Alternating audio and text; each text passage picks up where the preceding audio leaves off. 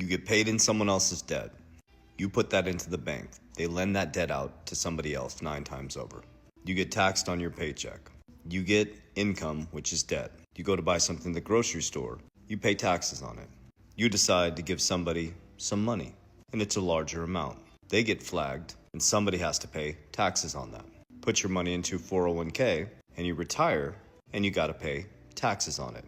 So you get paid in someone else's debt. You trade time, labor for debt. You get taxed on that debt. When you retire, you gotta pay taxes on the retirement. And during that time, they've eroded the buying power of your income, which is debt, at about 2 to 3% inflation after about 30 to 40 years of your retirement age or your retirement working life, they've pretty much cut the buying power of your dollar in half due to inflation. So inflation is silent taxation. They get you through taxes. They pay you in someone else's debt. Oh, and they bury you in a debt monetary slave system where they teach you to borrow against your future self and have a good credit score. So now you get paid in someone else's debt. You got to trade time for money, which is debt. You get taxed on that debt. When you retire, you get taxed on it. By the time you retire, your purchasing power has been eroded in half. You monetize against your future labor that you haven't worked yet by spending an auto loan out 72 months and a mortgage 30 years.